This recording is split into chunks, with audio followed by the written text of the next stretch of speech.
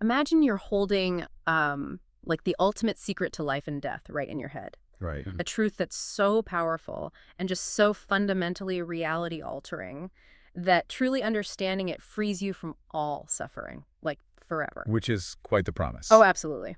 But here is the catch for you listening. Imagine that the very second you try to speak this truth out loud or, write it down in an email or even whisper it to someone else, it instantly stops being true. Yeah, language itself just shatters the secret. Exactly. And that terrifying but really fascinating paradox is our mission for today's deep dive. It really highlights the ultimate boundary of human expression, doesn't it? The idea that our most precise tool, our words, is fundamentally incapable of capturing the true nature of reality. It totally is. Yeah. And today we are unpacking a highly intricate, deeply philosophical text about all this. It was written in 2011 by an author named Su Feng, and it's titled How to Liberate Yourself from Life and Death. It's a heavy one, for sure. Yeah, it dives heavily into Zen Buddhist theology, complex metaphysics, and the structural nature of the human soul. So before we take another step, we really need to set some ground rules for this journey. Yeah, we should definitely be clear with you listening. Our goal today is not to preach. Right, not at all. We aren't here to present these spiritual claims as, like, empirical, peer-reviewed science, or to convert anyone. We are exploring this text because it offers a genuinely mind-bending intellectual map of consciousness. It's just an exercise in looking at the human condition through a completely different lens. Exactly. It's a fascinating framework. And what a lens it is, honestly. The text builds this framework by starting with a story, like a famous 2.5 millennia-old game of philosophical charades. Oh, the Lifechanyuan Mountain Assembly. Yes. Shafeng traces the origin of what he calls the treasury of the true Dharma eye, all the way back to Buddha Sakyamuni at this assembly. And the scene is just incredibly stark. It really is. You have this massive gathering of followers, right? And they're all waiting for a profound sermon. But the Buddha doesn't speak a single word. He just holds up a flower and smiles. And you have to imagine the vast majority of the assembly is just utterly baffled by this. I mean, I would be. Right, they're sitting there waiting for the lecture, waiting for the syllabus, basically. But his first disciple, Mahakasyapa, doesn't ask for an explanation. No, he doesn't. He just gives a faint smile back. See, I was trying to wrap my head around the mechanics of that exchange. Because it feels like they are suddenly vibrating on this hidden frequency, and everyone else in the crowd is just listening to static. That concept of a hidden frequency is crucial here. Right. Because when Buddha finally does speak, he explains that he has transmitted the marvelous mind of nirvana and the defining characteristic of this transmission. Which is the crazy part. Right. Yeah. The defining thing is that it's a subtle dharma gate that does not rest on words or letters. Right. It exists entirely outside of Scripture. Exactly. It's passed strictly from mind to mind. A structural understanding of the universe that language just can't touch. Okay, but if I'm listening to this right now, my immediate thought is a massive, just glaring contradiction. Oh, I know where you're going with this. I mean, if this ultimate universe-unlocking truth explicitly cannot be captured in words or letters, how on earth did the author write an entire essay about it? It's the ultimate paradox. And by extension, how are we sitting here using spoken English to do an audio deep dive about it? Aren't we inherently breaking the core rule of that whole mountain assembly? Yeah, we absolutely are. Okay, glad we agree. Yeah, and what makes Huifeng's approach so compelling is his complete self-awareness regarding that exact contradiction. He doesn't shy away from it at all. He just owns it. He does. He openly admits in the text that by putting these concepts into written language, he is technically rebelling against the Buddha's original teachings. Wow. Because to try and force the infinite into a finite sentence, it's an act of failure. But he still hit publish on the essay anyway. He clearly felt that failure was worth it. Well, because the alternative is leaving humanity in total silence. Yeah. And silence, especially without a master to guide you, just leaves mortals completely lost in the dark. Yeah, makes sense. So Shufeng decides to attempt something he calls sliding over the water. Oh, I love that visual. Sliding over the water. It implies, he's not trying to build a solid, immovable bridge out of his words. He's just skimming the surface. That is the perfect way to understand it. He's using words merely as pointers. Rough signs. Exactly. Rough, imperfect signs aimed in the general direction of the truth. He explicitly warns that the text itself cannot give you liberation. Because true liberation depends entirely on your own destiny. Right, and what he calls your root of wisdom. The Yeah. words can show you where the door is, but your consciousness has to be the thing that actually turns the handle. And the reason we are forced to rely on these imperfect written pointers today connects directly to the history of this wordless truth. Full lineage, yeah. Right. The text traces this unbroken chain of transmission from Mahakasyapa, passing from master to disciple, generation after generation, entirely through that mind-to-mind resonance. And it travels through 28 generations in India, which culminates with a really highly significant figure. Bodhidharma. Exactly, Bodhidharma, the 28th patriarch of Buddhism. And the source material highlights this very specific constraint placed on him. His predecessor, the 27th patriarch, Prajnatara, didn't just hand over the wordless Dharma eye, a symbolic robe, and a begging bowl. No, he gave him a timeline. He gave him a timer. He basically instructed Bodhidharma to wait exactly 60 years after Prajnatara's passing before taking those items from India to China. And that 60-year delay is just a fascinating detail because it speaks to the text's broader theme of cosmic timing and structural alignment. He's not just spreading a message randomly. Right, Bodhidharma is waiting for the precise historical and cultural moment when the soil in China is actually ready for the seed. So he waits the 60 years. He waits, makes the journey, and by doing so, he shifts the entire center of gravity for this philosophy. Bodhidharma becomes the very first Chinese Zen Buddhist patriarch. And that lineage continues to weave its way through China, right down to the 5th patriarch, Master Hongren. And this is where the historical narrative becomes like a high-stakes thriller. It really does get dramatic. So Hongren possesses the robe, the bowl, and the true Dharma eye. He's aging, and he needs to name the 6th patriarch. And basically, the entire monastery expects him to choose Master Shangxiu. Who is effectively their most revered, academically brilliant professor. Right. Shangxiu is the institutional favorite. He represents the hierarchy, the scholarship, the whole established order of the monastery. But Hongren, utilizing that true Dharma eye, sees the reality of the situation. He realizes the brilliant professor doesn't actually possess the hidden frequency. He doesn't have it. No. The person who truly understands the wordless emptiness isn't a scholar at all. It is a completely unknown, uneducated handyman, a guy working in the background of the monastery named Huining. Which leaves Hongren trapped in a seemingly impossible dilemma. I mean, a massive one. Think about it. Think about the mechanics of this problem. If Hongren obeys the spiritual truth and just hands the sacred robe to the handyman, the monastery's social order collapses. There would be a riot. Total riot. I mean, it's like a CEO bypassing the Ivy League educated VP to hand the keys of a Fortune 500 company to the night shift janitor. The monks would never accept it. But if he protects the social order... Right. If he gives the robe to the professor, he permanently severs the spiritual chain. Exactly. He'd be handing the ultimate truth to someone who doesn't actually possess it, effectively killing the lineage. So he needs a loophole. And his solution is just a masterpiece of psychological engineering. That's so clever. Hongren announces a monastery-wide challenge. He tells the monks that the cycle of life and death is the most vital matter in existence, and that just going through the motions of monastic rituals isn't enough to solve it. No, you have to prove it. Right, so he challenges everyone to look into their own wisdom and write a short stanza, a poem capturing the essence of mind. And whoever writes the stanza that proves they genuinely understand this essence will be named the 6th patriarch. It's brilliant because it removes his own bias from the equation entirely. He basically creates a pure meritocracy. It's not about rank anymore. Exactly. It's not about who studied the longest. It's about who actually understands the fundamental physics of the universe. And it allows the handyman, Huining, to publicly demonstrate his profound understanding. And the proof is undeniable. Undeniable. Huining wins the contest. He receives the robe and bowl in secret and safely becomes the 6th patriarch. And this is a big but. The text reveals a profound consequence to this victory.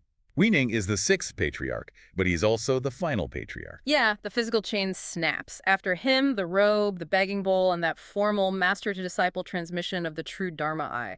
It's all completely lost to history. Which fundamentally changes the burden for every generation that follows, including us today. We're on our own. We are. We no longer have a living master who can verify our understanding or hand us a physical bowl. We are entirely reliant on our own capacity to decode the truth. Which is intimidating. It is, though it is worth noting Swefeng's own levity here. He jokes in his writings that he might be the seventh patriarch of Zen, simply because he's written, 5 incredibly dense articles attempting to explain all this to modern seekers. I love that self-deprecation. But it really brings us to the absolute core of this deep dive. If the physical chain is gone, and we have to figure this out ourselves, what is the actual physics of this liberation? Right, the mechanics. Yeah, according to Swifeng's text, how does a human being actually step outside the cycle of life and death? Well, to understand the mechanics, we have to grasp Swefeng's most radical premise. According to his framework, there is no life or death in life, and that's life spelled with a capital L. Okay, capital. Yes. What mortal beings perceive as death, the failure of organs, the decay of a body, is fundamentally an illusion. See, calling death an illusion is a massive philosophical leap. I mean, humanity bases its entire existence, its art, its grief, all on the finality of death. Oh, absolutely. Oh, yeah. But the text describes physical death merely as an evolved deduction of the carrier of life. The carrier, meaning the body. Right. The core mechanism Xu outlines is that true life is a non-material structure. Yeah. And because it is entirely non-material, it exists completely outside the dimension of time. Whoa. Therefore, the life force itself has no age. It doesn't experience youth, it doesn't grow old, and it is entirely incapable of dying. So time only applies to the biological hardware. The physical body is just a temporary vessel that experiences decay, but the non-material structure inside it is completely untouched by the clock. Exactly, untouched. And the text goes further to explain what governs that non-material structure. It's consciousness. Consciousness. Yeah, Xu proposes a strict causal law where your consciousness originates from this structure, but it simultaneously dictates its form. And the text outlines this rule with just absolute bluntness. It states that animal consciousness creates an animal form. Human consciousness creates a human form. It's a direct correlation. Right. And if you elevate your consciousness to the exact frequency of a celestial being or a Buddha, your non-material structure physically becomes a celestial being or a Buddha. It places the ultimate responsibility squarely on the individual. Your internal reality dictates your external dimension. So, to really wrap my head around this idea of reincarnation and what the text calls the gate of life and death, I started picturing it like the architecture of a house. Great, a house, let's hear it. Imagine you are standing in a living room and you walk through a door into the kitchen, closing it behind you. To the people still sitting in the living room, you have vanished. Right. From their limited vantage point, you have died. But to anyone standing in the kitchen, you haven't died at all. You've just arrived. To them, you have just been born. That's a great way to put it. Right. Death isn't a termination point. It's literally just a doorway between dimensions. That architectural visualization captures the mechanics perfectly, I think. Life with a capital L is simply the continuous act of moving from one room to another. Moving between rooms. Exactly. And this ties directly into the Buddhist scriptures that Suifeng relies on, specifically the principle that all dharmas are marked with emptiness. Emptiness. You know, that word usually sounds so bleak, like a void. But in this context, it feels more like a structural requirement. It is entirely structural.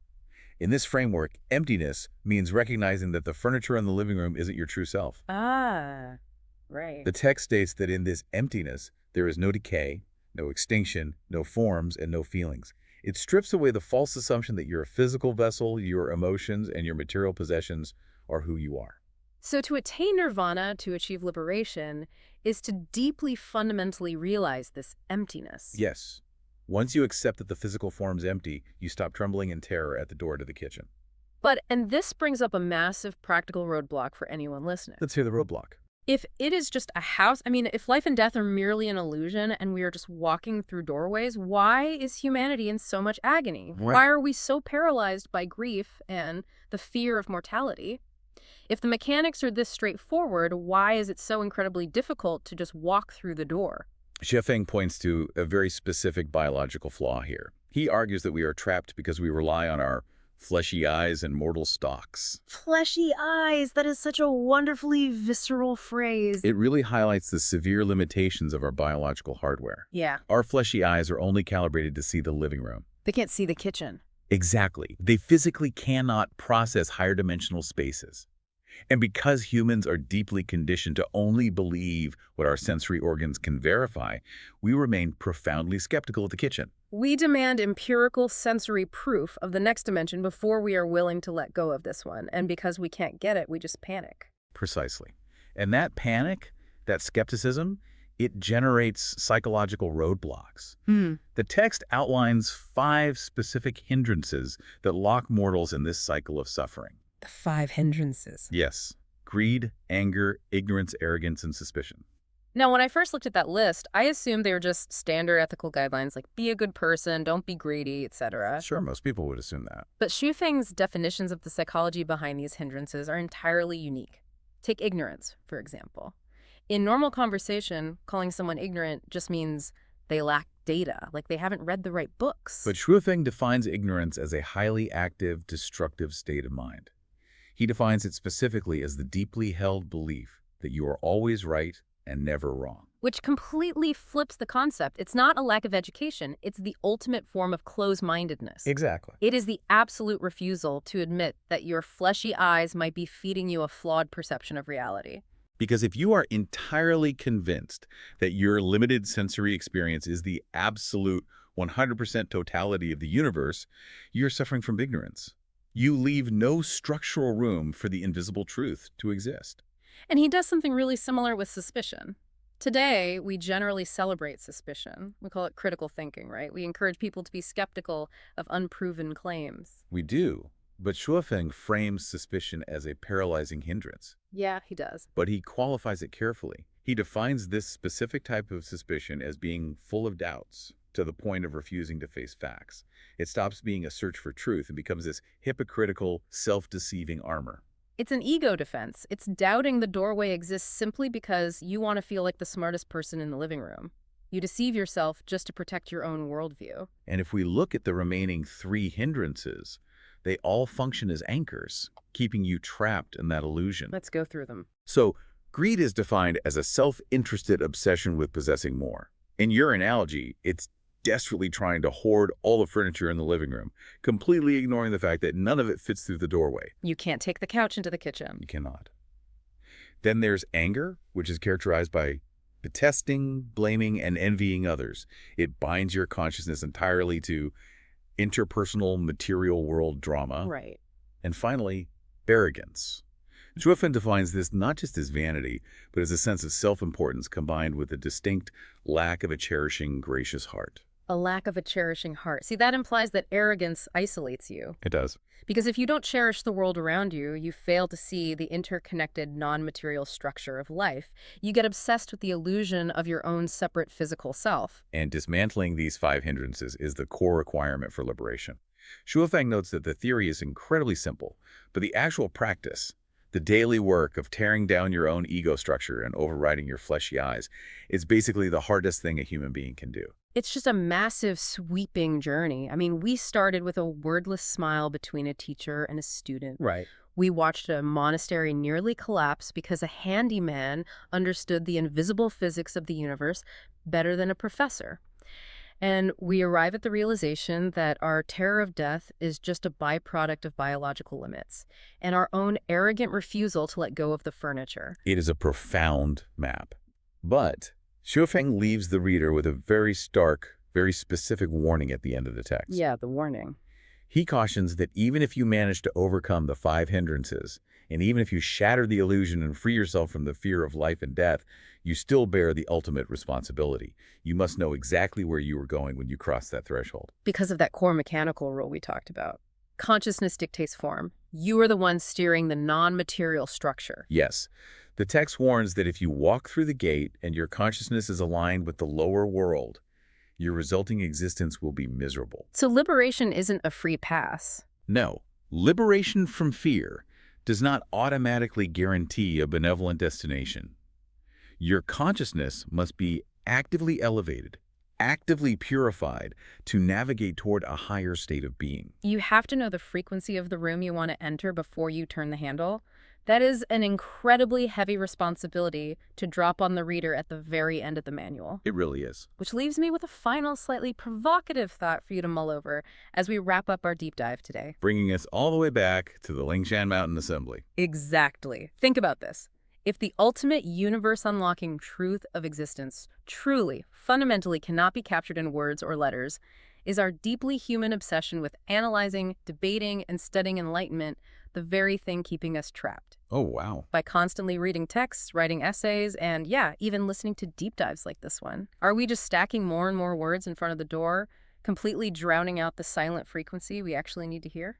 It really forces us to ask when the intellectual map reading needs to stop and when the actual silent living needs to begin. It's something to consider the next time you find yourself desperately searching for the perfect words to explain how you feel. Sometimes the most profound thing you can do is just hold up the flower and smile. Absolutely. Thank you so much for joining us on this deep dive. Keep questioning, keep looking past the obvious, and we will catch you next time.